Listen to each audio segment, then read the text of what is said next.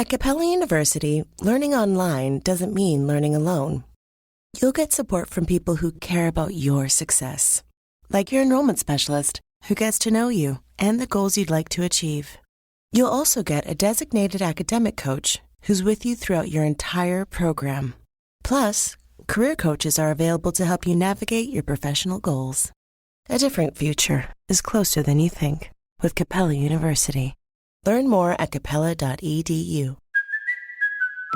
Hey there, travelers. Kaylee Cuoco here. Sorry to interrupt your music, great artist BT Dubs, but wouldn't you rather be there to hear it live? With Priceline, you can get out of your dreams and into your dream concert. They've got millions of travel deals to get you to that festival, gig, rave, soundbath, or sonic experience you've been dreaming of. Download the Priceline app today, and you can save up to 60% off hotels and up to 50% off flights. So don't just dream about that trip. Book it with Priceline. Go to your happy price, Priceline. Hola, mi gente. Turn up the Latin flavor with Café Bustelo coffee. Choose light, medium, dark, and dulce de leche roasts. Whatever your vibe, we got you covered. Café Bustelo está aquí.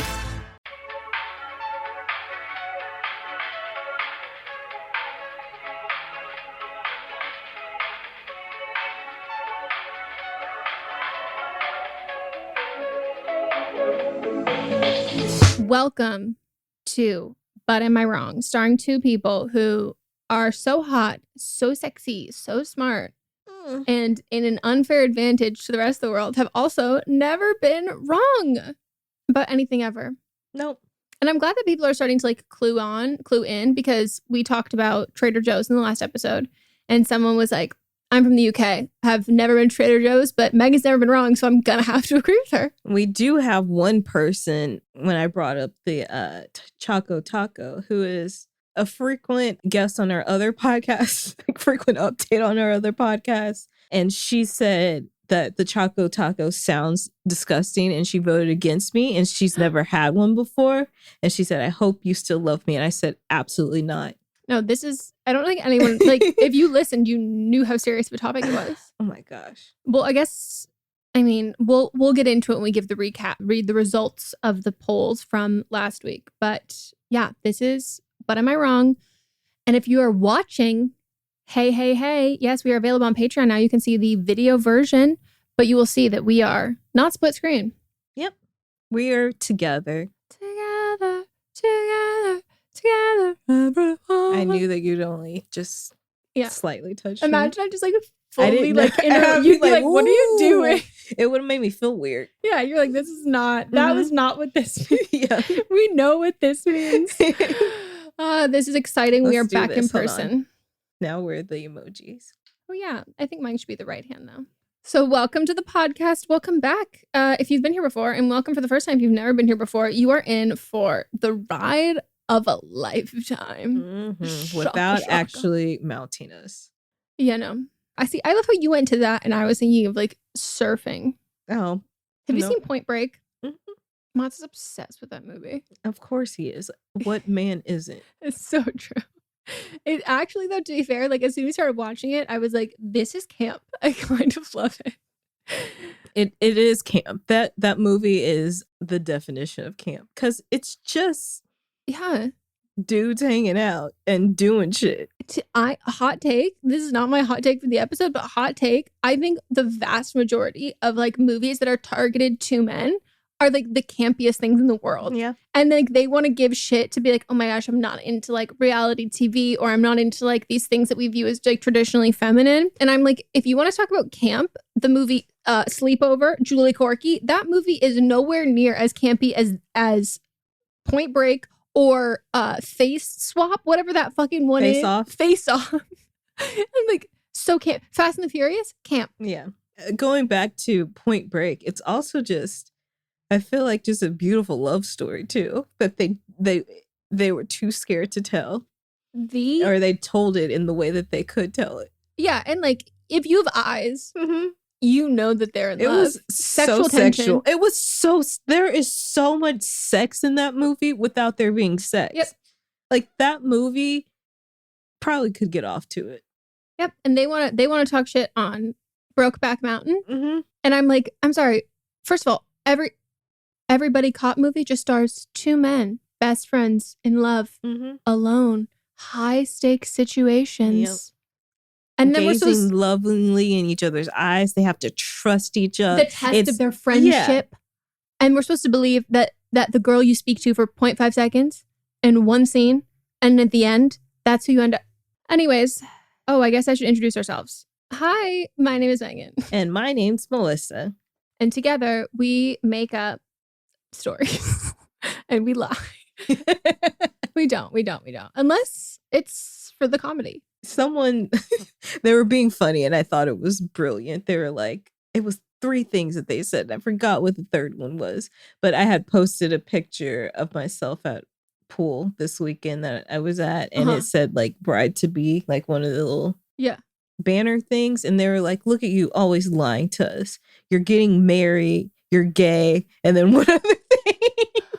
That is so, for some reason, I didn't even realize that you were going to include that bit in the episode. And so as I was listening, I go, oh my gosh, I am so glad that people get to hear this like story. Cause I don't know why.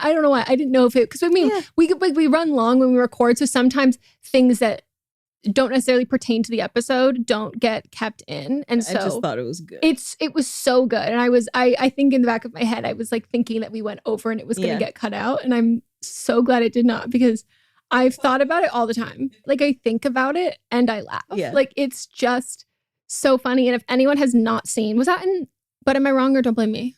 I think it was But Am I Wrong? No, it was Don't Blame Me. It was Don't Blame Me. It was Don't Blame Me. Again, if you all haven't signed up to watch the video, please watch the video version, because I was listening to it. And again, I lived this, but I was listening to it and I was like, wait, I want to see the video version.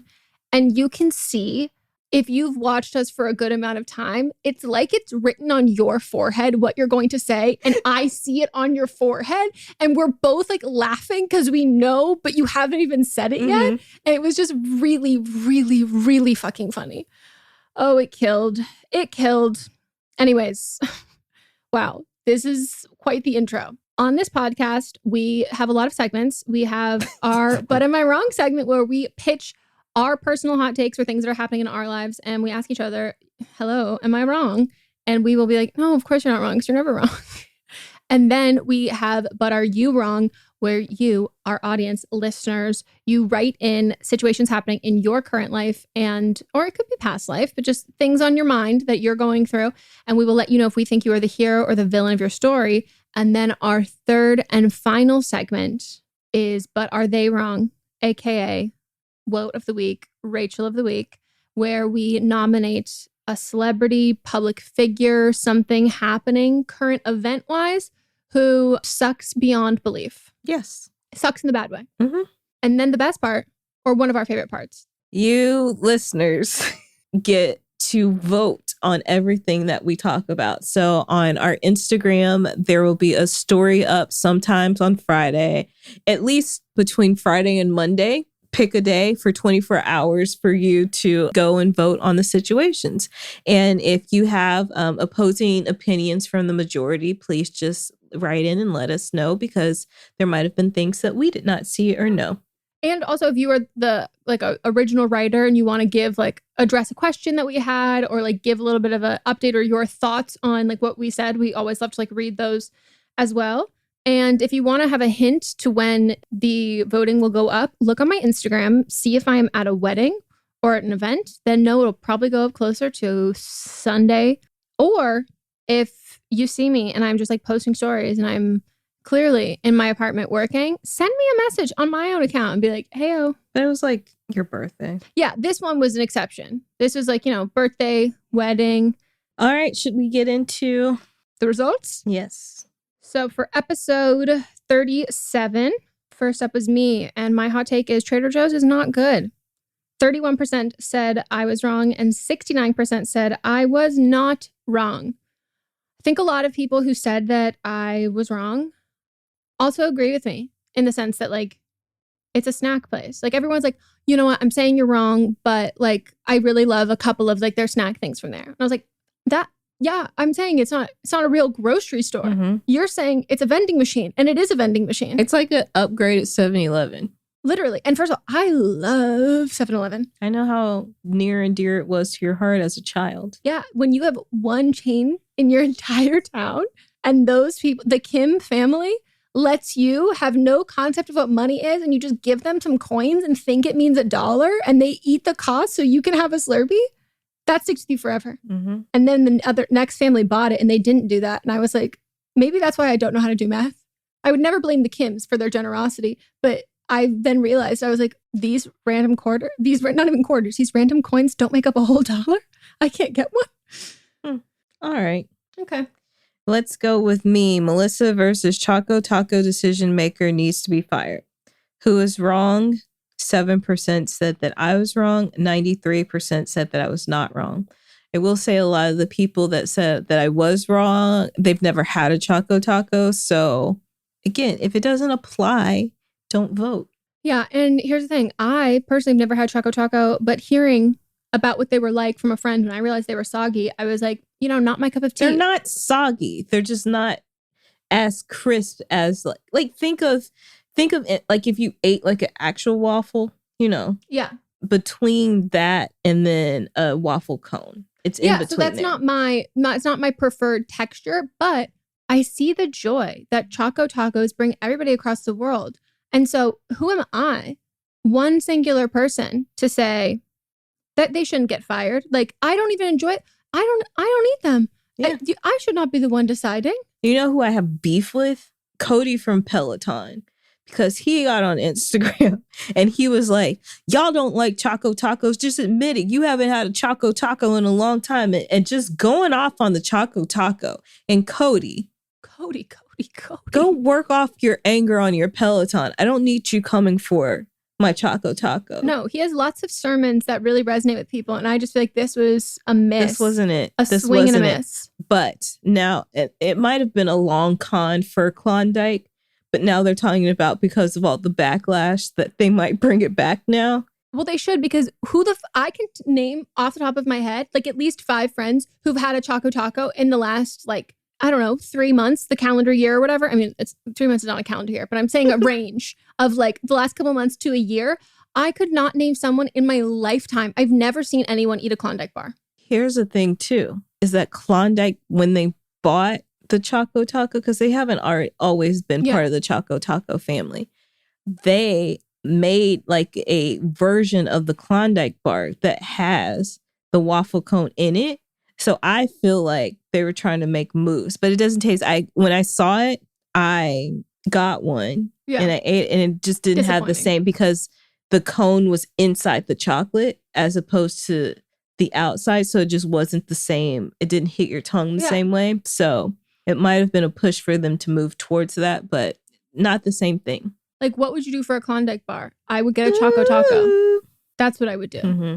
Then we have writer number 1. Also, can we just talk about how of everything that we've talked about at nauseum and length, the Choco Taco is something that I have as much passion for as some of the political things we talk about. Yeah. We have just as much to say. Mm-hmm. Mm-hmm. It's just Choco Taco and abortion are the top. Yeah. Those are our ballot issues. I'm a single issue voter that's for abortions and Choco That's what I'm Taco. running on.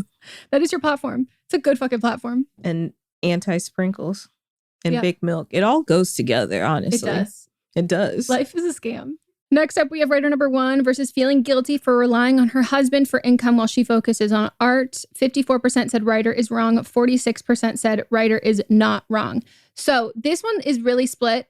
I will say, I didn't say this in the last episode, which I think is attributing to why this is really skewed. But moving forward, when we say our final consensus, we've been trying to do at the end of each one of these now, where it's I don't think you're wrong for this, but I think you're wrong for this. And in the context of the show, that would mean that you're wrong. So when people are well, I agree with what you said, but I don't know which one to vote for. If you're agreeing with what we said and we kind of gave that caveat, I don't think your feelings are wrong, but I don't think you should feel that way. And so therefore, I would say that you are wrong in this sense. You shouldn't feel like that. Vote with that. So I want to make sure moving forward, we've been making a point to make sure that we say our stance. So when there are ones that are more confusing like this, because I can't really word it in in this poll. And I also think when people are writing in, maybe also don't, when you're asking what you're wrong about, don't put it towards your feelings. Word it so it's for the situation. And I think that will help clear things up as well. Yeah, because sometimes we'll adjust it where it's like, oh, if you have like friends who are being judgmental about it, but it's like, oh, am I wrong for feeling like this? As opposed to like, am I in the wrong for this, or are my friends in the wrong for this? It's reactions versus feelings, and like people's responses versus like your internal kind of feelings. But I just want to make that clear because it is 54% said the writer's wrong, 46% said writer is not wrong. But pretty much everyone was messaging agreeing with what we had said. So I don't want the writer to see this and see 54% and be like, wow, that's some people think that I'm wrong for doing what I'm doing. It is not that. Right. So, and if you need screenshots to prove it, you send into the DMs. I can send you this was probably one of the ones that we had the most people writing in on. Yeah, no, but and lots of people were like thanking and being like, this is a similar position that I am in right now. And like, I like have been feeling guilt about this. And it was really nice hearing that I shouldn't be feeling guilt about this. So just know that nobody thinks that you are wrong for feeling this way, for doing what you're doing. The people who are voting that you are wrong were the same things that we said that you were wrong, in the sense of you're thinking that you are in the wrong is wrong. Yeah. Yep. Convoluted, but I hope that made sense. All right. And then we've got writer number 2 versus father, who she doesn't want to invite to her wedding because he is currently cheating on the writer's mom with a woman he met online that lives overseas. A mouthful. Who was wrong? 2% said the writer is wrong and 98% said the writer is not wrong. We had an update from the writer too. And it says, hi, I'm the one with the dad having an online affair. Unfortunately, she is real. He is over in the Philippines with her now on holiday. Thank you for your advice. I need to hear that from someone who doesn't know me and my day. I'm so sorry that she's real. Yeah, me too. Yikes. So my wrong of the week was the COVID scammers. And 96% said the scammers are wrong. 4% said scammers are not wrong. 20 votes. And the vast majority of you all messaged immediately and went, oh my gosh, I'm so sorry. I do not think the scammers were right. My bad. Yeah. Somebody did write in that said, can we have both answers? Because I think the government shouldn't have made it so easy to do it. But again, that was not what was proposed. Yeah. And I vote on what's proposed. Yeah. And we also said that in the episode. And sometimes like the wrong of the week or whatever we're voting on boils down to like a single issue of that. There's always going to be more nuance in the conversation on the podcast. Yep. And then also my wrong of the week is body part stealer Meghan Hess. I had no idea what this woman looked like before. And thank you for sharing this picture. First of all, beyond the hair, the blush placement, the earrings, the makeup, I think that's tattooed eyeliner, like everything, even the coloring of this photo, it's like they tried to help her and desaturate it and make it look like it was taken in the 90s. In the 80s or the 90s. And it's like, oh no. This episode is brought to you by Progressive Insurance. Do you ever think about switching insurance companies just to see if you could save some cash? Well, Progressive makes it easy. Just drop in some details about yourself and see if you're eligible to save money when you bundle your home and auto policies. The process only takes minutes, and it could mean hundreds more in your pocket. Visit Progressive.com after this episode to see if you could save. Progressive Casualty Insurance Company and Affiliates. Potential savings will vary, not available in all states.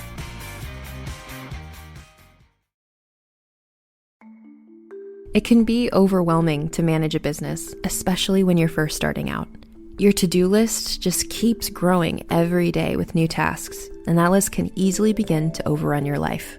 Finding the right tool not only helps you out, but can simplify problems you haven't even encountered yet. And for millions of businesses, that tool is Shopify. Shopify is the commerce platform behind millions of businesses around the world, and 10% of all e-commerce in the US, from household names like Mattel and Gymshark to brands just getting started. With hundreds of ready-to-use templates, Shopify can help you easily build a beautiful online store to match your brand style. And best yet, Shopify is your commerce expert with world-class expertise in everything from managing inventory to international shipping to processing returns and beyond. If you're ready to sell, you're ready for Shopify. Turn your big business idea into with Shopify on your side. Sign up for your $1 per month trial and start selling today at shopify.com/realm. Go to shopify.com/realm. Shopify.com/realm.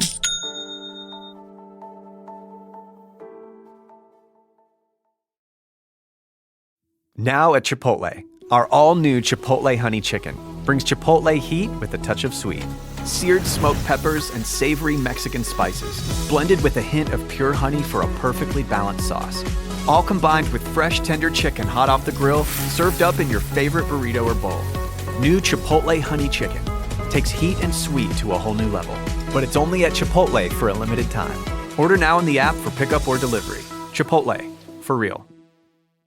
Oh, this is now. Yeah. 98% said that Hess is wrong. 2% said she's not wrong. I don't think anybody wrote it and said they voted wrong. So I want to know why you think that she's not wrong. Okay, one person said they voted wrong, but that one person who is pretending to be 16 years old, they voted for that with no adjustment.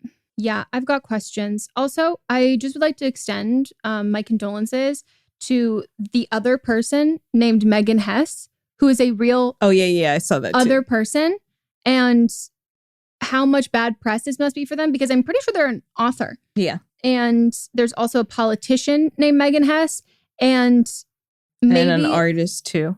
Yeah, maybe this is the solution. If you want to commit a heinous crime, make sure your name is John Smith. Mm-hmm. Yeah, there's an illustrator. It's very chic. I know. All right. Now it is time for But Am I Wrong? Our first segment. So mine is a hot take, but it is inspired by some actions of some people who I do not know, but this video ended up on my For You page. Okay. So this girl did a TikTok in which she's talking about how she has kind of added a lot of content to her TikTok account, coining the term damp lifestyle. Yeah, I hate the word damp too, but she chose it, and I've never heard anyone else use this word before. And she said that she had coined the term, and I believe her because, no offense to this girl, I hate the word damp.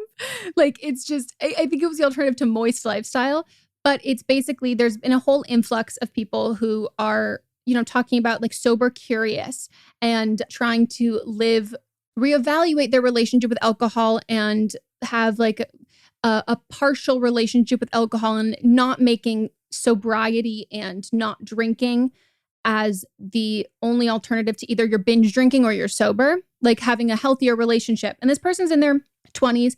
And I think it's like a really, really great like concept and a really great thing. And I've seen a lot of people who've talked about it. And she was doing this TikTok saying that she was listening to a podcast of these other TikTokers that she really liked. And on the podcast, they have a segment where they say like, yay or nay, yes or no, we like this or we don't, to different topics. And one they brought up was sobriety. And they said nay, like no. And then they reference like as a whole. And then they reference saying like, people who are like doing this whole like damp lifestyle, like this content, which again is this singular individual who a couple of these TikTokers, I guess, follow her, and they have like similar circles or mutual friends. And they said, if you're not an alcoholic and you don't have a problem with alcohol, reevaluating your relationship with alcohol, a damp lifestyle, or choosing not to drink, whatever, it just means that you're boring. And like, just say that. Just say that you're boring. Like, that's really what this is.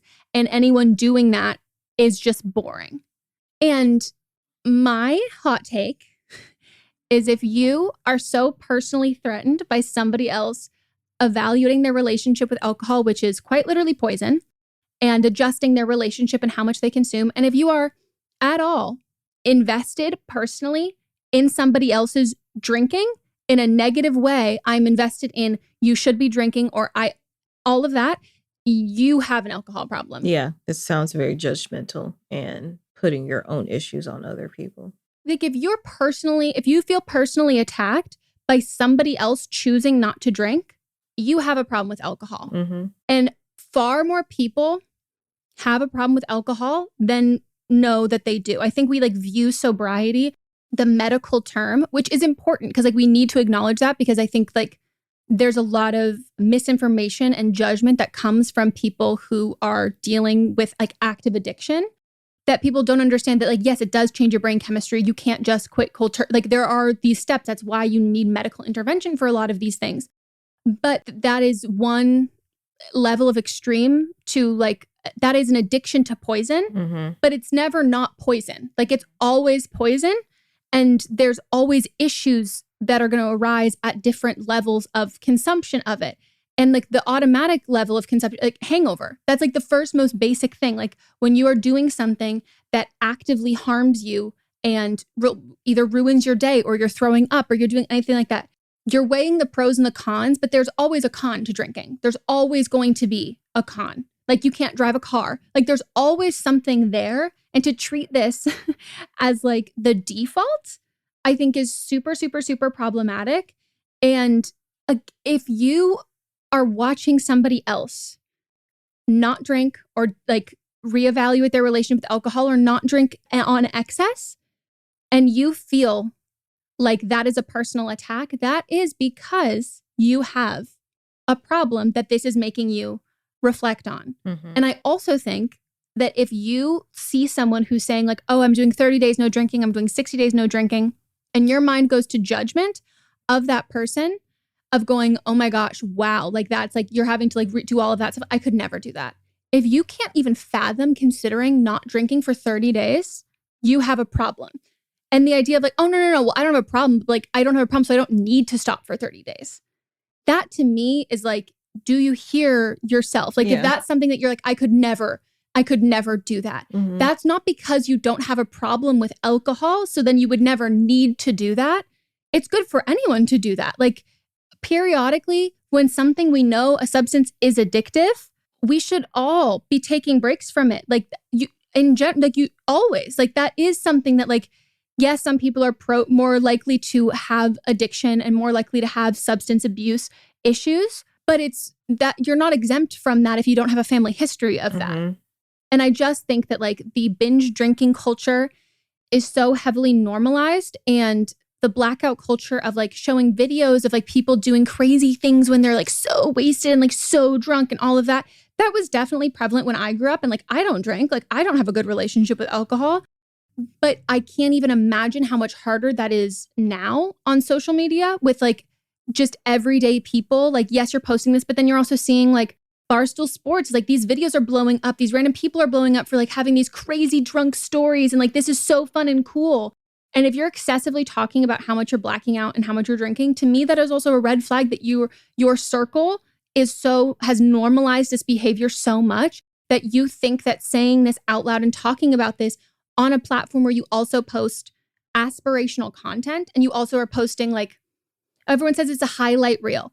Why is blacking out a highlight reel? Yeah. When I was in college, Twitter was coming along and Facebook was up, but Facebook, you wouldn't post pictures of like the way that you do on Instagram and YouTube of like you drinking like that. And I know for a fact that my group of friends, drinking was like a personality trait for us. And I recognized that the way that we drank, it could be a problem for me. So I stopped. I mean, like I still socially, I might have a drink. I guess I'm part of this damp lifestyle. I did look up what it is while you were talking, but I was kind of, if somebody wasn't drinking, I was judgmental of it because I was like, oh, they don't know how to have fun. They can't handle their liquor. And it came from a place of judgment. And so how old are these people that? In their 20s. Late 20s, early 20s? Because I think there is, to me that sounds about right. And I probably would have said that when I was that age. But it did come from a place of judgment and projecting. And I know that like alcoholism is a problem. But we'd also say things like enjoy it now because after college, this is considered alcoholism. And so I get where they're coming from, but it's wrong. Yeah. I think that like there is one of the downsides of if you're choosing to be a young person on social media with like a platform, this was said on a podcast, if you're choosing to do grown up things before your brain is fully developed, you're going to be treated like a grown-up with a fully developed brain. Like the profiting off of having a platform, I hope that they really like regret how they speak about this and how they talk about this in general.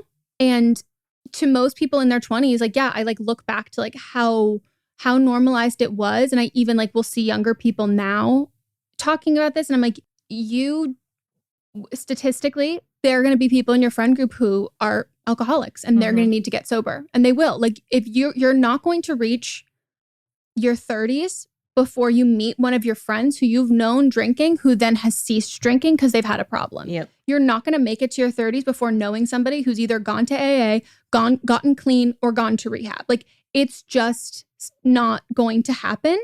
And this othering, like we're different, I'm not like this or whatever. But like to be fair, I think binge drinking culture and drinking culture in general across all ages is so horrific. Like there are doctors who've come out who are like, yeah, 1 drink a day does negatively affect your health. And people are like, no, like that's not true. Like, and people do not want to believe doctors for this. Like you'll see like of all ages, people who are like completely denying the research behind it when it's like informed consent, but you need to not treat this like people treated cigarettes in the fucking 80s, that it's like, oh yeah, this is fine. Like this is totally not deadly. This isn't at all. Like, no, you can make the choice. Like we do things all the time. Like, I don't know, some people, you eat like raw seafood, like you eat things and you know the risk of them, but then denying that there's any risk there at all, or these numbers are skewed in any sense, is like, you're going to get so much deeper before you realize that you might need help than you would have to.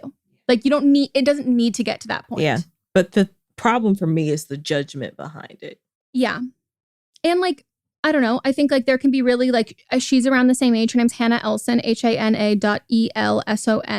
And so I don't know. She said she kind of coined the term damp lifestyle, but maybe just in this circle. So the reference is like very clearly about her. But it's just a really incredibly damaging thing, especially because I think it doesn't take until you're 30 to become an alcoholic. It's usually when a lot of people are, the consequences that they've reached in their life, the relationships that they might be losing, or the health effects or things, it's now no longer deniable, and or they've now reached the point where they're willing to like kind of seek and get help. But there's a lot of people who should and have gotten sober or stopped drinking, cut back excessively in their 20s. And when you make judgments for that, you are alienating. And also it's a really dangerous thing to spread, that being sober and not drinking is lame and isn't cool. I really hate that. It's one thing to be like ignorant of knowing that like you're binge drinking when you're glorifying it and putting it on your platform. Like, and yeah, I was the same way. It was like my personality. There's a that's also not good, but that I can also attribute to like your brain's not fully developed and like, you know, you don't have a healthy relationship with alcohol. There's that. And then there's judging other people for reevaluating their own relationship and maintaining a healthy relationship with alcohol. Yeah. Because it's possible. But it doesn't happen after binge drinking for years and years and years and years and years. Like that's not building that habit. Pissed me off. You seem like it. I comment on her video. I was like, I have no idea who these people are, but I'm inclined to say that they might have an alcohol problem. Well, all right. So mine is personal this week. So a friend reached out to me who works in the entertainment industry, but does not work in our sect of the entertainment industry. And they're like, hey, I want to be a writer now. And I was like, okay. And they said, can you like give me some tips or whatever? And I said, yeah, sure. Let's schedule a time to talk about this. When they had originally reached out, I was super busy. I mean, I'm still super busy now, but I was like, we can do this in a few weeks. So we set a time. And then over the week before, they started sending me voice memos, which I hate, of, hey, so I have this story. I want it to come out on this specific day, which I was like, already, you don't know how this industry works. Like it takes if you get something made, it takes forever to get made and you have no say on when it would get made or when it would see the light premiere. Oh. Yeah. Okay. Which is less than a year from this time. I said, that's not realistic. And then they were also like, I have this idea and I've written these specific scenes that have to go in it. And I was like, again, that's not how things work. And they said, but what I'm really looking for is someone who knows what they're doing to finish the story for me. So they came to me initially saying, I just want like some tips and pointers, and then ending it with, I want you to write this. Why did you come on as the new writer? What is it called when it's not rewrites, but it's essentially they did the story by, and then I would do the action write. Oh, they want you to just write it. Just write it. Mm-hmm. And I said, I don't have the capacity to do this at all. Were they offering you money? Nope. Okay. Didn't offer any money. Didn't offer. I said, do you have financiers and you already have like this ready to go? And they said, no. What does that mean? Have no understanding of how just the industry works as a whole. And I, again, told them that I have no time to do this. And they're like, well, but I was like, if you want pointers, I will do this, because there's certain parts of the industry that I want to get into, and I've reached out to people, and I always feel like if there's just like tips that I have, then I will meet with the person and share. Well, and also those kinds of tips are not mentally or physically laborious. It's just kind of like off the top of your, it's easy to share. That might be harder for other people to obtain that knowledge, but like, it's not a lot of mental or physical work for you to say those things. So we set a time, and they didn't show up for the time for us to talk on FaceTime. And then they messaged me a few hours later and was like, I put this in my calendar wrong. Can we meet tomorrow? And I said, no. They also called me, but I was asleep when they called. And I said, no, I'm busy. And they said, is there another time? I said, no, I told you everything that I have to do this month that's due. I don't have time to do this. So am I wrong for telling them no? No. Did you suggest to them that they might be interested in writing fan fiction? I didn't suggest that, but they also... Or a novel. They also, it was like, do you know another writer that would be available? And I said, do you have the money to do this? And they said no. I think people in entertainment and in Hollywood specifically, like, view writing like a screenplay or a TV show as a romantic creative process similar to that of writing like a love story, like a book or something that you pour everything into, when in reality you're writing something that you can't love it. Like, you can like it and you can really like love the concept, but you have to, the trope, not the trope, or the saying is like, gotta kill your darlings. Like, that's why no one wants a writer who wrote the novel to adapt it to a screenplay. Yeah. Like, just because you care too much. Yeah. You love it too much. You can't let go of like, this isn't going to translate on screen. Like, we're going to have to cut. We're going to have to do all of this kind of stuff. Yeah. That's obscene. It's obscene. And also, I just felt like it was just disrespectful of me and my time. And also, I laid out that I have 2 screenplays that are due in the next 2 months. Like, I don't have time to do this. And I also explained to them in detail, like in a text message, the process of even getting something made. And they're like, well, I know enough people to ask. And I was like, okay, then go ask those people. Yeah. Your proxy to the industry should make it so, like, I don't want to say like that whole thing, like, oh, there's no stupid questions, but like your proxy to the industry should make like a lot of the kind of basic questions answered without having to like seek out someone. Also Google. Yeah, exactly. I was going to say, and then there's Google. And so then it's like, after you've done all of this individual work yourself, then when you reach out to your friends who are working in the industry you want to work in, who are incredibly busy, and you're calling in a favor, that is the stuff that it's like, I've done all this research. I've asked all these other people. I've like taken these mentorships. I've like looked at the master class. I've done all of this kind of stuff. And there are a couple like little technical things I'm caught up on. Could you help me out with that? And not the, like, you, I would, if you're in the industry at this point and you don't know that you like need to pay a writer to write, I'm like, do you walk around with your like fingers in your ears going like, la, la, la, la, la, la, la. Like, it's just, that's wild. Yeah. I don't think they actually want to write anything. They don't. I don't believe that these scenes that they say that they have written have been written either. No, I'm sure they've just been like fleshed out and like story-wise. I don't even think that. I think it's an idea that's in their head that they have not put on paper. I also just hate in general how a lot of people talk about writing, because like writing and writing like in the industry specifically, because yes, anybody, like of all of the ways to get into the creative field in like Hollywood or making movies, television shows, writing is the way that like you don't need a ton of credits. Like you don't need like if you write a really great script, it is what it is. Like that is that entity. Like you don't have to like, it's not like delivering one good audition and then you're not good on the callback. Like, no, all you have to do is deliver one like amazing, great script that a production company happens to want. And it has to be the right time. The market for it has to be like, there's a lot of things that have to hit for it to even get made, unless you just have money and you can make it yourself and then distribute it itself. But I think a lot of people talk about like,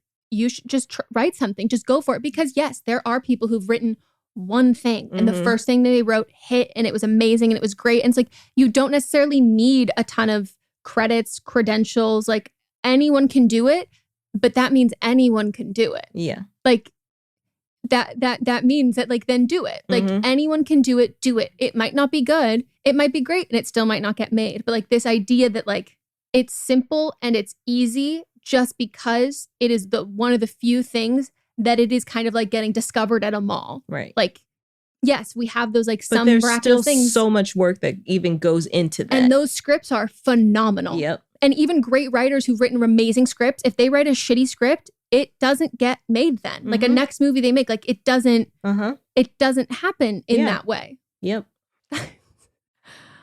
I can't. I'm still not over that this is the day I want it to come out. Wow. You are not wrong. Thank you. Survey says not wrong. Should we take a break? Oh, yeah. We'll be right back.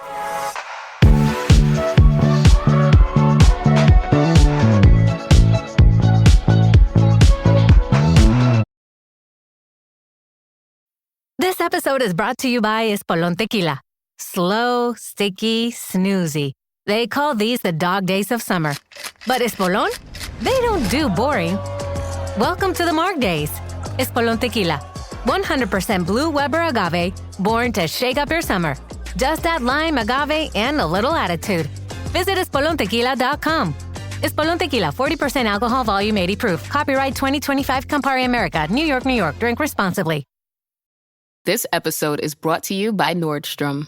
Summer's almost out and fall's calling. Luckily, Nordstrom has everything you need for the season ahead, all under $100. Discover new arrivals from your favorite brands like Mango, Princess Polly, Wave, Free People, BDG, and more. Whether you're planning a last-minute getaway, heading back to class, or refreshing your office looks, you'll find the latest trends and beauty must-haves without breaking your budget. It's easy, too, with free shipping, free returns, and in-store order pickup. Shop today, in stores, and at Nordstrom.com. Hellmann's believes they can turn any mayo hater into a lover. So, if you know someone who thinks mayo equals bland, show their taste buds the truth and challenge them to try Hellmann's flavored mayo. With irresistible flavors like Hellmann's spicy mayo, garlic aioli, chipotle, and Italian herb, they'll be eating their words. Challenge haters to try Hellmann's flavored mayo and get them to eat their words. Learn more at hellmanns.com/eatyourwords.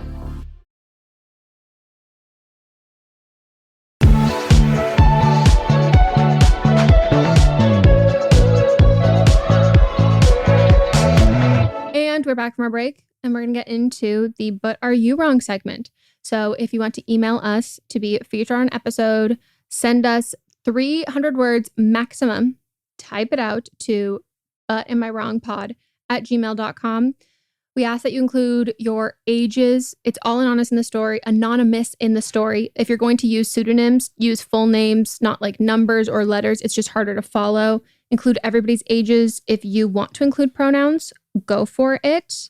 And give us as much information and detail as possible. And like we said at the beginning of the episode, format the end of it with like what specifically you're asking if you're wrong about, just so we can... Yeah. Take feelings out of it. Yeah. Because you're never wrong for how you feel about a situation, but... I, 25, they, them, and not a fan of my older sister's boyfriend, she, her, 29, and he, him, 29. And neither are my other sisters, both she, her, 23, and 24. So my sister's boyfriend, let's call him Chad, fitting, makes no effort on helping my sister, let's call her Dolores, with the kids. What a random name to pick when you picked Chad. It is. They share one kid together, my nephew who is 3, and my sister already has a daughter who just turned 10. Whenever she goes to work, she'd ask him to take care of the kids. And when she'd come home, my niece would complain that they didn't eat all day. Oh my God. Not only that, but he'd leave them both home alone or call me or my other sisters to take care of it. We all hate him. He's got no car, no license, no job, nada. We hated him more when my family and his family tried to have an intervention, and it ended with him pointing a gun in my face. The fuck? What the hell? And vandalizing my house a month later. We found out he went to jail for God knows what, and we were all happy until we found out Dolores bailed him out and brought him to a family event, and he was high and drunk as shit and kept calling me bro and cuz, as in cousin to the white people out there. So here's my thing. Am I wrong for wanting to confront my sister that she needs to break up with him, or I'm lawyering up and taking the kids away from her and adopting them myself? I love those kids with all of my heart, and I want them in a safe environment. Chad just brings out the worst in Dolores, and it scares me for the kids' safety. You are not wrong at all.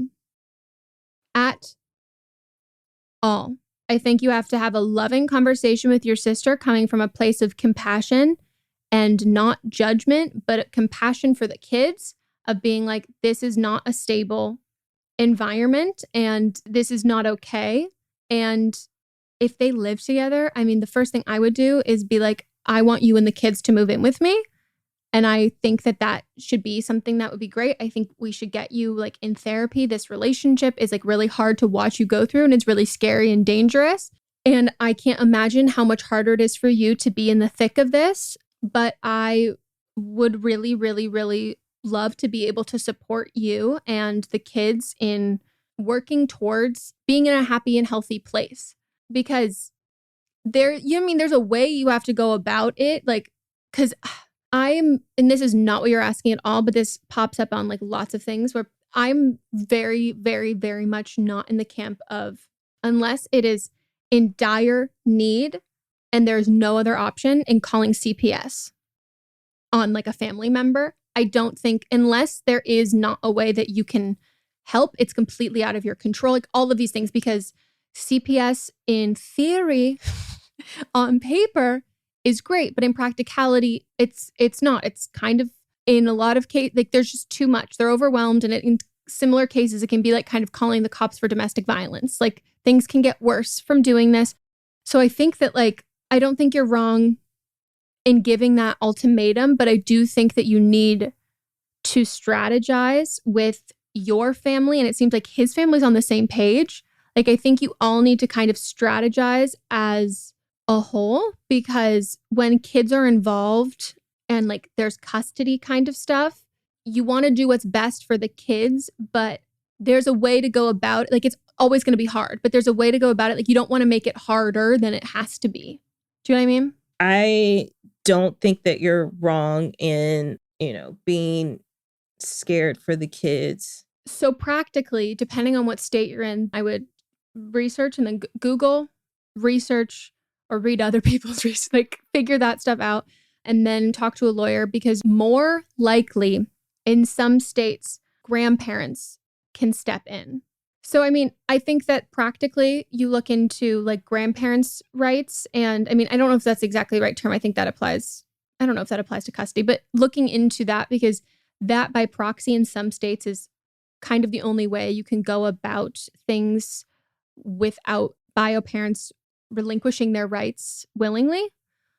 But I think that depending on what the legality of that is, and that kind of has to be like 100% sure shot that that's going to work, that is also really traumatizing. But my mind automatically goes to, and I know this isn't like we're supposed to be giving you advice, but my mind does go to having the kids and your sister move in with you, or having something where when someone's in a bad relationship or a bad situation and they're not really seeing that and they can't really get out of it, sometimes the best thing that you can do is provide them a good relationship and a good situation. And it makes it so that feels like it could be a long-term forever possibility, as opposed to, I could never imagine that happening. Like, the one thing you don't want to do when someone's in an abusive relationship is let their abuser, which I guess I don't want to put onus on anyone else, but abusers want to isolate you.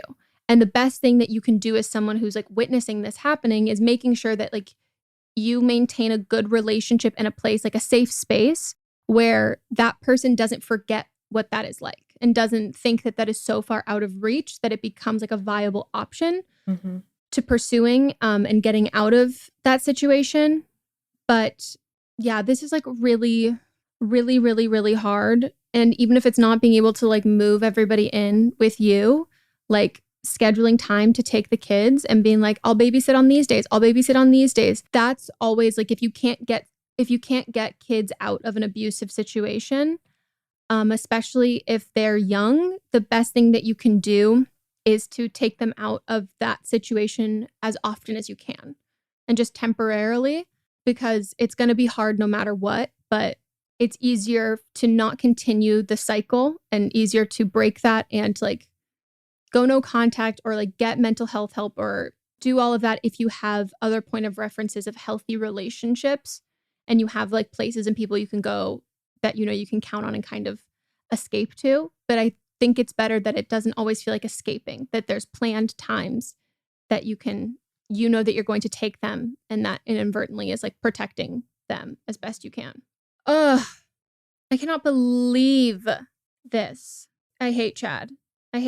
But Dolores is also, yeah, this is an abusive relationship. So it doesn't surprise me that Chad brings out the worst in Dolores because Chad is the worst. And that's the intent. Like you make the person you're abusing an unlikable person. So then when you isolate them, people aren't missing. You know what I mean? Like people, like you piss people off before you isolate them from their family and stuff. And it, yeah, you hear that stuff all the time when people are like, how I can't reach out to people. Like I was so mean. I was so like all of that. And that's what abuse does. Yeah. A gun. Yeah. A gun. I did not know that was going to happen. All right. My turn? Yes. All right. So here's the next one. Hey, bitches. Hi. I like that. I need an honest opinion about an issue weighing on my mind. I am a 28-year-old female and my grandma recently got COVID from an irresponsible friend of hers who did not disclose testing positive. She was admitted to the hospital and readmitted due to unresolved symptoms. When my grandma returned to the ER, my uncle began spamming the family group chat with updates, some medical related and some also very unnecessary, including every time he was in and out of the ER and messages such as, but not limited to, and this is a quote, nurse came in with tomato soup. First time I've seen it in a disposable container. End quote. New quote. I have added coconut oil, turmeric, and zinc to my diet ever since I got COVID. End quote. He received minimum responses to these updates, and it was difficult for me to keep up to date, having to read through unimportant details. I replied, "Hi, could you please only send factual medical information? I want to be up to date with grandma's status, but it's a lot of messages to read. Thank you in advance." He didn't send any additional messages after this response. He provided no updates about my grandma, her admission, room number, or phone number the next day. My mom was able to get through to the nurse the next day, and the nurse stated that my uncle was having issues with his phone. I really have no intention to be mean, as everyone handles stress differently. I do feel bad, though, that I may have caused the lack of updates. Am I wrong for sending this message? Would it be significantly better to have messaged him privately? Thanks, and I love both podcasts. This is something I would have done. It is. I might have already done this. I actually did do this. Let's just say I did this. I had a cousin that was in the hospital for COVID as well, and I was getting updates very much like this. Play-by-plays. It was a little different situation as he was, I don't know his status now, an anti-vaxxer. So I was angry on many reasons, but... Do you know how much more relatable you just became? You had an anti-vaxxer in your life? I do have an anti-vaxxer in my life. And so we were getting play-by-plays of what was happening in the hospital. And so me and my sisters sidebarred, and we were like, do you care? No. Do you care? No. Okay, so they're like, but I don't know what to say. And I said, don't worry, I'll handle this. I got this. So I sent a message very similar to what you said, you know. So I said, if this is not an actual like life or death update, if this is not a change to his status, then I don't care. Please stop messaging. I sent it to the whole group and it changed. And do I think that this might have made your uncle feel pissed off and he stopped sending actual updates that you needed? Probably. But sometimes people got to be put in their place. And so now that he's not sending actual updates, I would send him a private message and say, hey, you know, kind of like what you said here, like, hey, I know that, you know, what I said might have come off a little bit harsh. And I'm sorry if you were offended, but it's just like there's a lot of things going on. And I would just like to be like on the highlight reel and not if you went and peed today. Yeah, I don't need a live stream. Yeah. Part of me thinks it would have been better if you did this privately, but I would also wonder who I'm always big into like delegating. So like if this is your uncle, right? Mm-hmm. Are your parents or guardians around? Like, are they involved? Like, who else is on this message? Because if you do have... It seems like her mom or their mom. I don't know who the caller is. Like their grandma? mom. Yeah, because my mom was able to get through to the nurse. So then my thing would be like, hey, Mom, I'm going to turn this on no notifications. You send me a message and let me know if there are updates and like what those updates are. Because I don't know what the extent of where your grandma is at, but if he is the only person in that hotel room in the hospital room, that can be really isolating. Mm-hmm. And like, I understand, like, yes, everybody like deals with like stress differently, but when someone is there in the thick of like a really clinical, medical kind of sterile setting, and you're seeing presumably his mom hooked up to all of these tubes and that stuff, like it can feel really not human. Mm-hmm. And that then this is very clear to me that like this is seeking human connection and not really knowing how to do it. And obviously has no kind of fun life update, like doesn't have a way to kind of reach out. So, you know, could have also been that maybe he was kind of lonely before this happened. And this is just, to me, I read this and I go, this should be two different threads, but it's not. And it seems like this is someone who is taking the opportunity of people who want to listen and be there, that like this is kind of a very isolating and lonely thing to kind of, even if you're not being the caretaker and like there are nurses and doctors, when you are like the family member, like that is a role that you play in the hospital. Mm-hmm. So at the same time, I don't necessarily think if you messaged him privately, I think it still would have hurt his feelings. But I think what I would have done is I would message your mom and be like, I'm swamped. I have so much shit to do. I can't scroll through these and read these. I need to just like know like the actual update and just send me those when those happen. So, I mean, I would definitely reach out and apologize and be like, hey, I'm sorry if that came across really harsh. Like, I think we're all really stressed about this. And mine is just kind of manifested in the sense that like, I don't have a lot of time. And so I was feeling really frantic trying when I had a minute to get away to scroll through, and I'm unable to see what the updates are. And I want to be able to look at my phone and quickly know if something has happened. And every time I'm getting a text message from you in this group chat, my mind is going like something's happened. Mm-hmm. And I'm getting really anxious of that. So like, I wonder if it would be possible if we could have two separate ones where it's like, you know, one where we all catch up and we can talk about things. And like, I can send you a funny TikTok if I see that and like kind of reach out in a compassionate way. And then we can have one where we're giving strict updates, or maybe we do an email at the end of the day or like something like that where you're not cutting off connection, because I think it's just the wrong vehicle for this, because this would piss me off too. Yeah. But yeah. Also, I can't. I've added coconut oil, turmeric, and zinc to my diet since since COVID. Are you making a curry with a shot of orange juice afterwards? Yeah.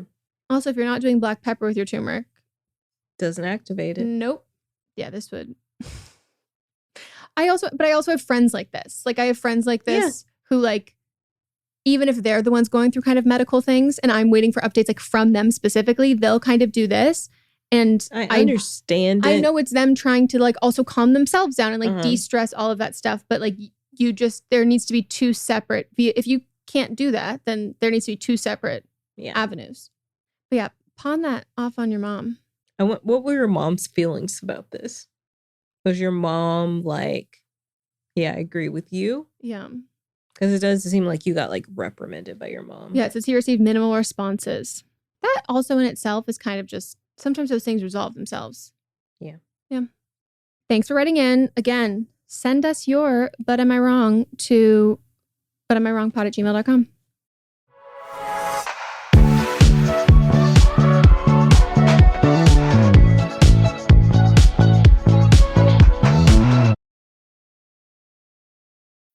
This episode is brought to you by Wayfair. Podcasts follow us everywhere. Whether you're cooking in the kitchen, chilling in the living room, or pretending to fold laundry in the bedroom. And with Wayfair, every one of those rooms can tell a story of its own. Their curated collections of furniture styles and prices make Wayfair the trusted destination to turn your home into your happy place. Shop everything home at wayfair.com with free and easy delivery straight to your door.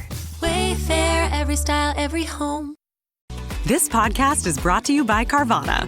Buying a car shouldn't eat up your week. That's why Carvana made it convenient. Car buying that fits around your life, not the other way around. You can get pre-qualified for an auto loan in just a couple of minutes and browse thousands of quality car options, all within your terms, all online, all on your schedule. Turn car buying into a few clicks and not a full week's endeavor. Finance and buy your car at your convenience on Carvana. Financing subject to credit approval. Additional terms and conditions may apply. Parents of twins, if you're familiar with far-off drop-offs... Dad, stop, right here. Or get DMs about what's for dinner, you may be experiencing tween milestones. For your son or daughter, these can start at age 9. HPV vaccination, a type of cancer prevention against certain HPV-related cancers, can start then too. For most, HPV clears on its own. But for those who don't clear the virus, it can cause certain cancers later in life. Embrace this phase. Help protect them in the next. Ask their doctor today about HPV vaccination. Brought to you by Merck.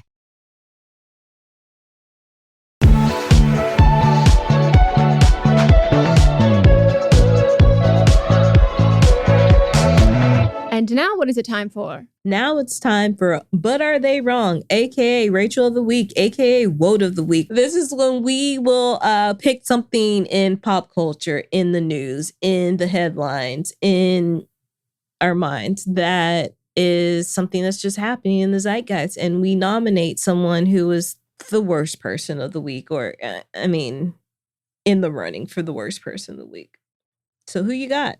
I would like to nominate Sean Bean. And I just want you to know that every time I hear the name Sean Bean, I do think of Mr. Bean. So when I first saw this trending on Twitter, I was like, Mr. Bean said what? I thought of Bean from Even Stevens. Beans. So you can imagine my surprise when I see Sean Bean says intimacy coordinators ruin the spontaneity of scripted drama. And my mind went to, when has Mr. Bean had a sex scene in a movie? And I open it and I go, oh, no, this is Sean Bean.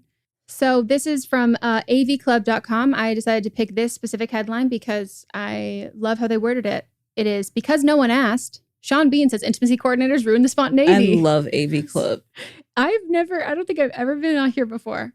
Today in Jesus, Who Asked? Game of Thrones and Lord of the Rings star Sean Bean decided to throw the advertising campaigns of two massive TV shows under the bus by sharing his awful opinion on intimacy coordinators. So he told the UK Times of his frustrations, claiming that intimacy coordinators inhibit him because they're always drawing attention to things. He finds it artistically stifling to have, quote unquote, someone put your hand there while you touch his thing. Well, we're sure that Bean doesn't want his scripted sex scenes to be a free-for-all. His description sounds a lot like the relationship between an actor, a director, and a partnership, which the director tells the actor to do something, and then the actor does their best to accomplish that task. The Lawrence Oliver technique of try acting, after all, is still on the table. This is just like so.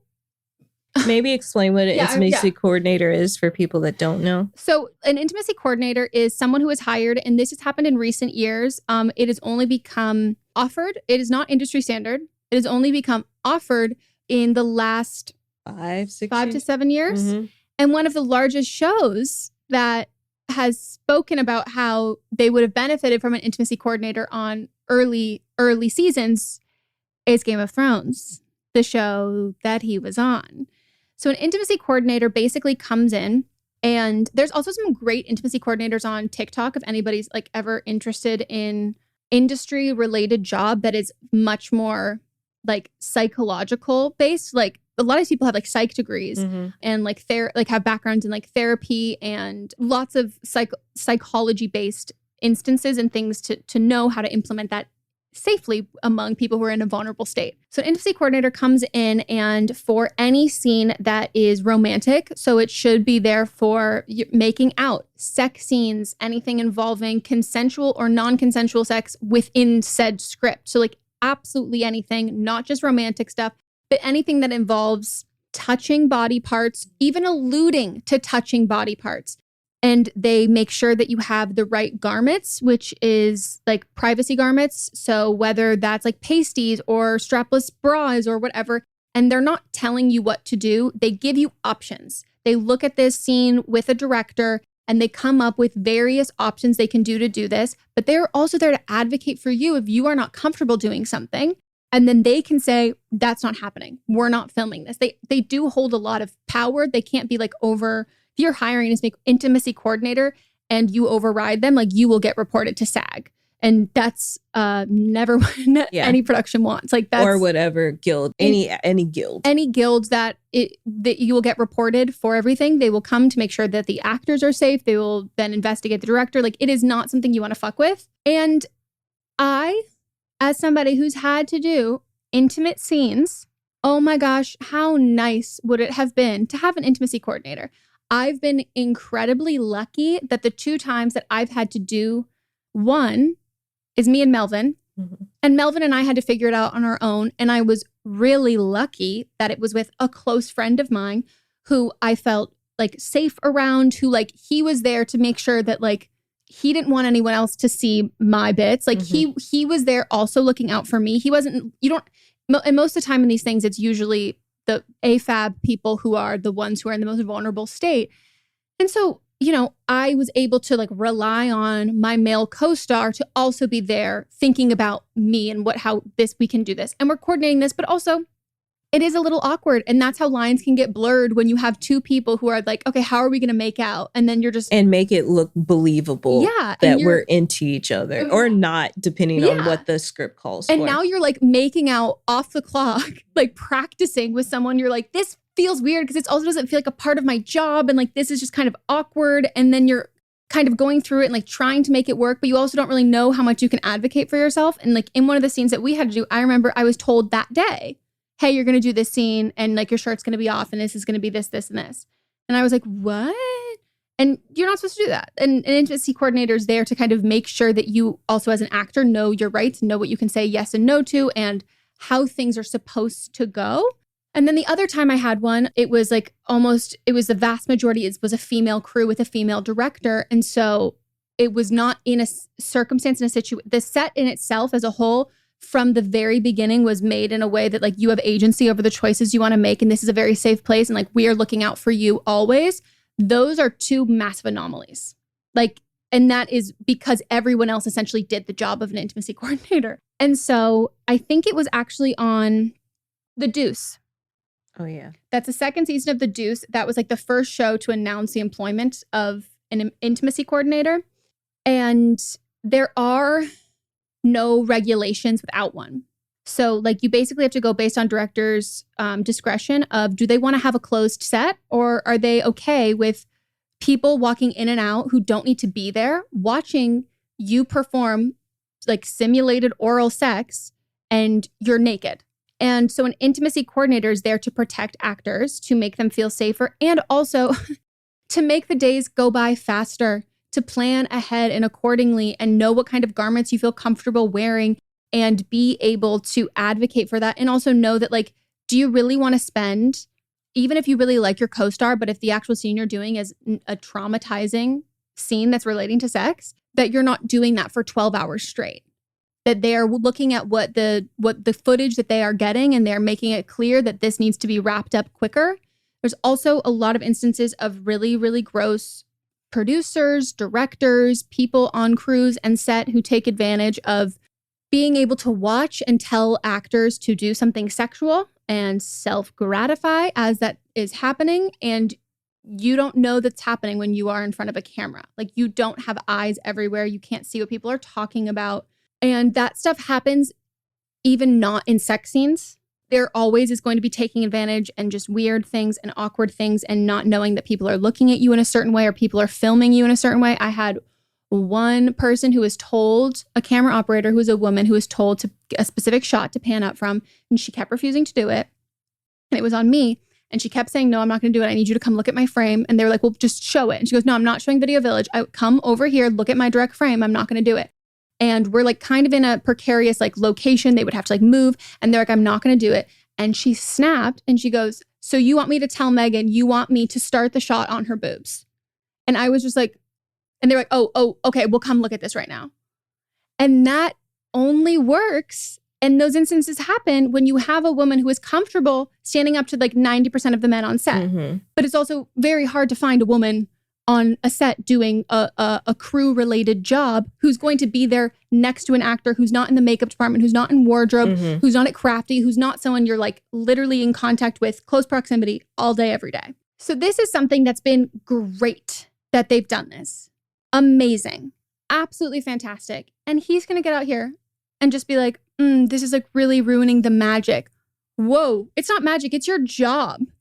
And I'll challenge that by saying superhero movies, action movies, all these movies have lots of fighting combat, have stunts.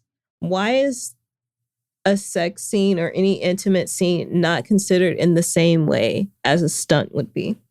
And it should be. Because you're putting people maybe in a situation where they don't feel comfortable.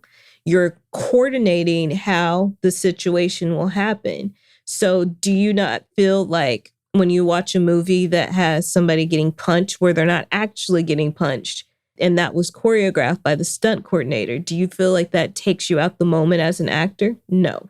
Also, Sean Bean, maybe you're not a very good actor. Or maybe you're a creep.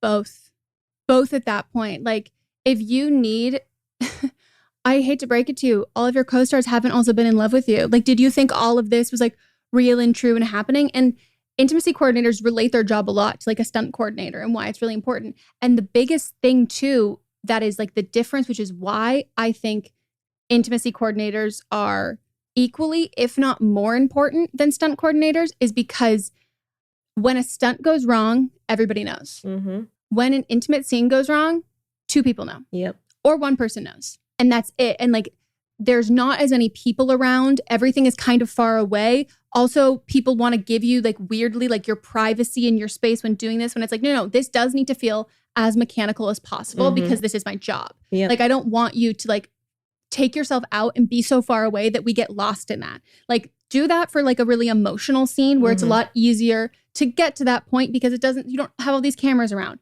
But no, in the sex stuff, like, you're going to show, 30 seconds of this? Right. Like, what? I hope that this drastically affects how people view casting him in future projects. And last thing I want to add is, I think the natural way lovers behave would be ruined by someone bringing it right down to a technical exercise. It would inhibit me more because it's drawing attention to things. Yeah. If you are doing things you are not supposed to do and making someone uncomfortable, no. Rachel Zegler tweeted, she was 17 when she shot love scenes with 25-year-old Ansel Elgort for West Side Story. I can't believe they still came out with that. Saying, intimacy coordinators establish an environment for safety safety for actors. I was extremely grateful for the one I had on West Side Story. They showed grace to a newcomer like myself and educated those around me who've had years of experience. Spontaneity in intimate scenes can be unsafe. Wake up. And Jamila said, it should only be technical. It's like a stunt. Our job as actors is to make it not look technical. Nobody wants an impromptu grope. No one.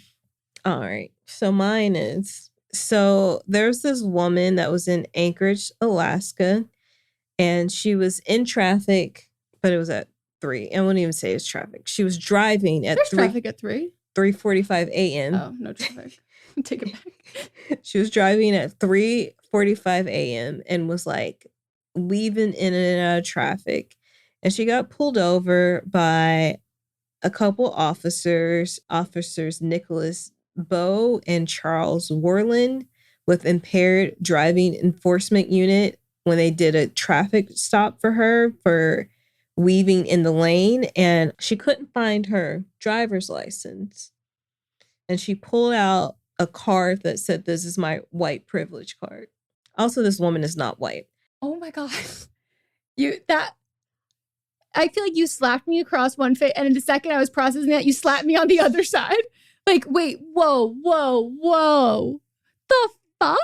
Yeah, she was in Anchorage for a Trump rally, and I guess they gave away these cards, or she bought it at some concession that was there. Not only did, she show that, then they let her off because of it, because they thought it was funny. Not all cops. And then she posted about it on Facebook and bragged about it. And then now everyone is in trouble. If Mark Zuckerberg just leaned in and turned Facebook into like narc book and like we're just going to rat everyone out, come on, collect that coin. So not only did she post about it, but she took video of it happening. And on the video, the officers are standing outside of her car, and she asks, "You like my white privilege card?" And the officer says, "That's hilarious." So is she double agenting?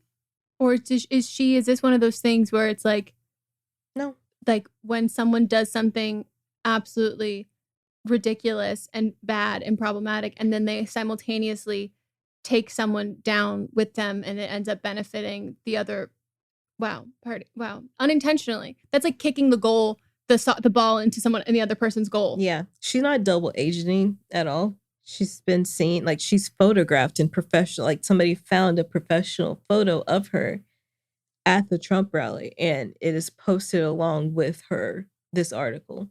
So she posted this on Facebook with, "Haha, look at me and the cops." Mm-hmm. "I got off with my white privilege card. Oh my God. And I didn't have my driver's license with me. And they let me off." Wow. Maybe they will just be their own demise. Holy shit. Mm-hmm. Do we have a picture of what the card looks like? Because I'm assuming it's similar to like a business card if she didn't have her license and was going through, and that was because she had it in the video. She definitely had it. I saw it in another article. Hold on. Let me try to find it. This is actually like ridiculously funny to me that they would be like having that at a Trump rally, because they try to act like that. As we've brought up numerous times, they're just a walking contradiction. Yeah, exactly. Where it's like, oh, but I thought white privilege didn't exist. Here it is. Of course, it's Black Enterprise that has it. It looks like a credit card. Oh my God. And there's a picture of her holding it up with the police officer. This is the video that she posted on we'll post this Facebook. On our Instagram, either on our story or on the static. Yeah, and she has on like a Trump hat in the video. She has so many flags on on 2 rings on her shirt. So what's happening now? This is from the specific article that I'm reading now is from NBCnews.com, and they reached out to Mimi Israelah, and she won't give a comment. The officers said that they observed no sign of impairment, so there was no citation that was issued. And then they looked up to see if she had a valid driver's license in their system, and she did. So the investigation regarding the incident is completed and is a part of a confidential personnel file that will not be released publicly. And of course not. And another police spokesperson said both officers remain employed by the department. So nothing happened. A surprise to absolutely no one. Holy shit. Mm-hmm. This is like something that Mike Schur would write. Mm-hmm. What the fuck? Shit. That's funny. This is like how you know it's like so bad when people always talk like about like woke culture of being like, we can't say anything now. Like we can't do all of this. Like you're making everybody walk on all of this. And I'm like, after cops have killed countless Black people, mm-hmm. they're not operating any differently. Like there is none of that. There is no like, oh, well, now we're being watched. Like now we're being so worried. They don't care. There's not, because there is no repercussions, especially within like actual precincts in like those communities. And even on a larger scale, like there is no consequences. So, like nothing has changed in this Nothing sense. has changed in the grand schemes, but I do want to highlight that, this week, the officers that murdered Breonna Taylor have been charged. And then the 2 men that killed Ahmaud Arbery have been basically sentenced to life in jail. So, I mean, there are, because they were charged with a hate crime. So there are repercussions, but they're few and far between and taking longer to happen than they should. Yeah. I mean, my viewpoint from what I've read about Breonna Taylor's killers, and I have no idea if this is like very off base, but to me, that was, like you said, like we have 2 instances where a semblance of justice was, it's not the new like precedent or whatever, but that one specifically feels like we are throwing specific cops under the bus. We're giving them a much, like, to be fair, like justly, like how they've been convicted, and especially like the actual terminology of how they've been convicted, because most of the time it's like, I don't know, like obstruction of justice, like things that are very like not clearly hate crime or like race related malicious intent. There's usually just like, we got them on technicalities. This one was very much, to me, I'm like, these cops fucked up, as they are horrific, horrible things, horrible people. And you are using them because there's a much bigger grand scheme issue that is happening there. And that's similar how I feel about the school shooting in Texas, where it's like, not that someone's becoming a scapegoat, because that implies that they had no agency, or they're being like crimes are being unjustly attributed to like that singular person. But I that's how I feel about that one, that I'm like, do you have precinct protocols that are so bad that you're like are you trying to turn eyes away from us as a whole? Because this is like way, way, way worse than anybody could have ever known. And then there was one case that ended up blowing up on, everyone saw all of this and all the attention was on here. And so now you're like, okay, we're going to give you that. Yep. Because it feels, I don't want to say it feels too good to be true, because it's not a good circumstance, but it feels... It's like there was so much media attention, we have to do something, but this won't be what will be the norm going forth. Yeah, and even other times there's been just as much media attention, it hasn't happened. And it hasn't happened. Yep. It is a little unnerving how little faith I have in our justice system, that I'm like, what's the catch? Like, what's the catch here? Because I don't trust them. There's no reason to trust them. And also, I'm like, if you were nailed down for all of these charges, what are we not nailing you for? Like, what did we not know that you did? Yep. Because everyone's like, oh, they're just making an example. And I'm like, they don't do that. Nope. They don't do that with their own. So, yeah. Wow, wow, wow. Not all cops. Not all cops. That's horrific. Absolutely horrific. When did this happen? On the 7th of July. I didn't see anything about this. It just became public information this week. Wow. Holy fuck. Well, that was our episode. Do we feel like we need like some good news to sandwich? Oh, I do have something. I mean, it's not necessary. It's good news because like we're honoring a legend, but Serena Williams announced today that she'll be retiring after the summer. Wow. Yeah. I mean, I feel like we bring her up every episode, so we gotta... Close friend of the podcast. Yeah. So we are sharing her close friend's news that she exclusively told you. Yeah. I feel like she probably is up there for longest athletic career, like playing at a professional level. She's played when she was a child. That's what I mean. Probably. Because I would say tennis, as far as I know, like, yes, you can be a professional swimmer, but like it's kind of like Olympics. But like for tournaments and stuff, you have soccer players. Those people can play really, really young. Yeah. And tennis players and, gymnasts start really young, but those careers aren't as long. Same thing with like anything ice skating. So I would think that she's probably up there. Yeah. For longest professional careers. Well, if Venus isn't retiring, then she's gonna lap her because they've been playing the same. Yeah, but I would think they're probably both pretty high up there. Yeah. She is on the cover of Vogue. Beautiful cover. Oh, the blue dress? Yeah. But when you open it, Olympia's at the end holding the train for Shut the the fuck photo. up. We will also post this on our Instagram. This is the cutest thing I've seen in my life. So it's kind of like I'm retiring, but She looks stunning. she's gorgeous. I'm sorry. I mean, to be fair, now I'm just looking at every photo shoot image of her ever. Yeah. But congratulations to a legend. A Like literal a legend. true GOAT. She's someone that I think of that like has been just someone I've known of like my whole life. Mhm. And I think that's so cool that, I don't know, that like, you know, when you get to like people talk about like living through like, oh, this was like a legend, like a legendary, like, yes, I loved the Jonas Brothers. And they're like, it's like the new Beatlemania. But like, there's something about like a female athlete who has been spoken about ad nauseum from like your entire life and have men being like, oh no, I could do it. And every time just like handing their ass to them and like just over and over and over again is just like, holy shit, this is cool. Like your kids are going to learn about this in like a textbook. Yeah. That's really cool.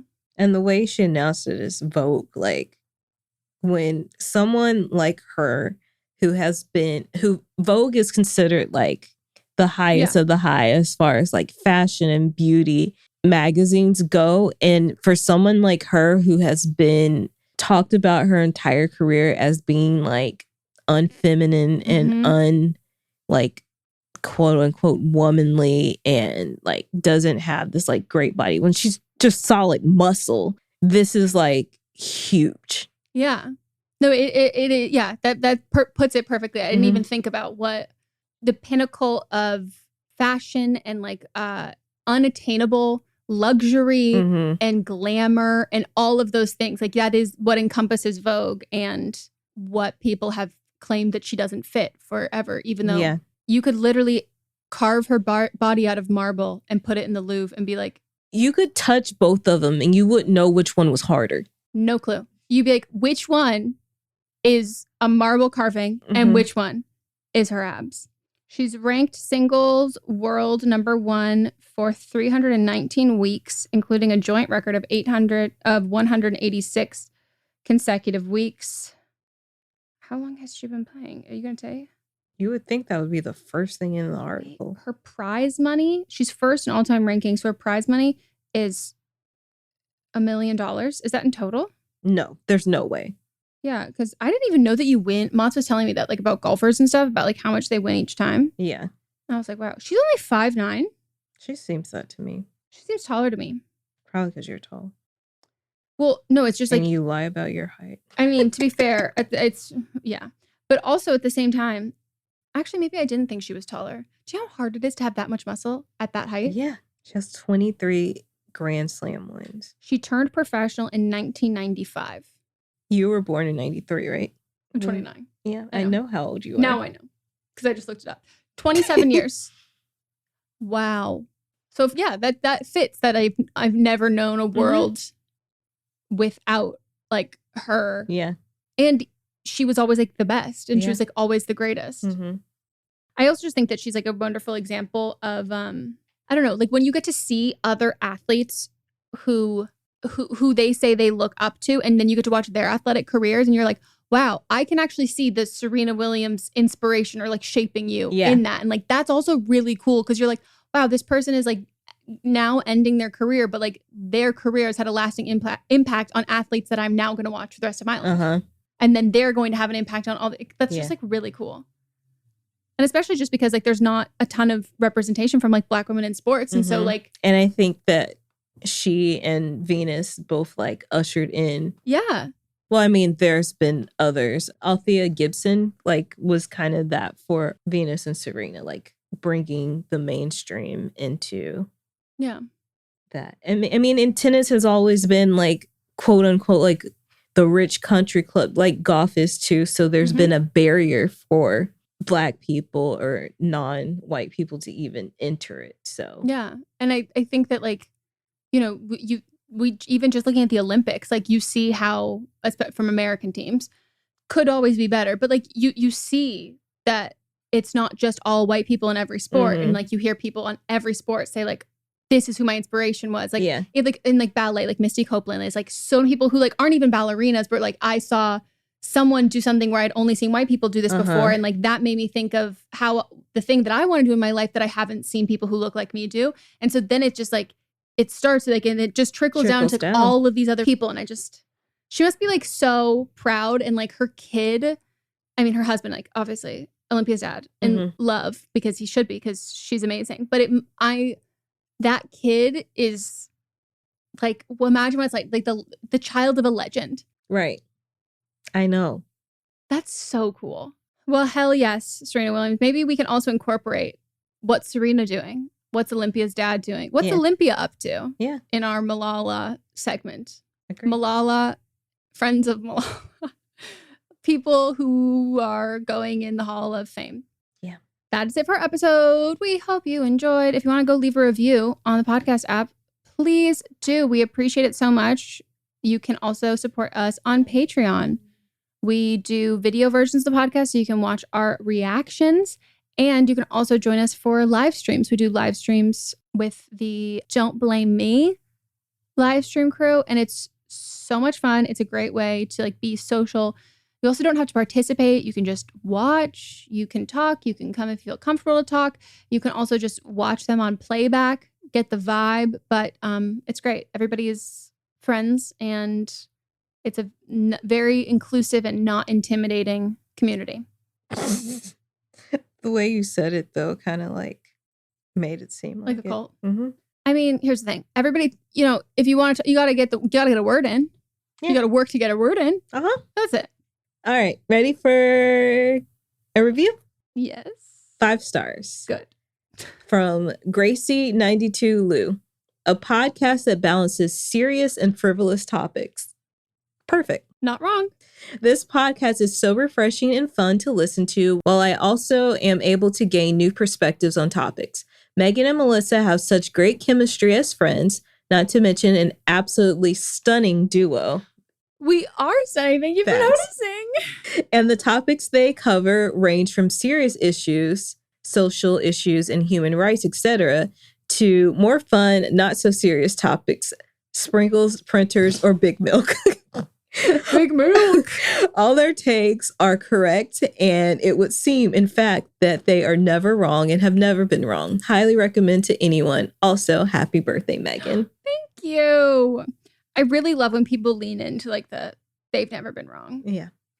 Oh, fuck. If you're still listening, go comment on the Instagram. I really have to pee, so. Go comment. I really have to pee on the Instagram. People are going to be like, what the fuck? We hope you all enjoyed the episode, and we will circle back next week. Goodbye. But Am I Wrong is a production by me, Megan Rinks. And me, Melisa DeMonts, plus Diamond Imprint Productions. Post-production by Coco Lorenz. And production assistance by Melanie D. Watson. Look, we all know there are a lot of celebrity interview podcasts out there, but there's only one, Happy, Sad, Confused.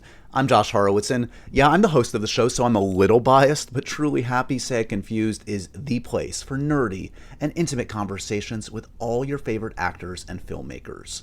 From Andrew Garfield and Scarlett Johansson to Christopher Nolan and Quentin Tarantino. For over 10 years and over 700 episodes, Happy, Sad, Confused has broken movie and TV news every single week.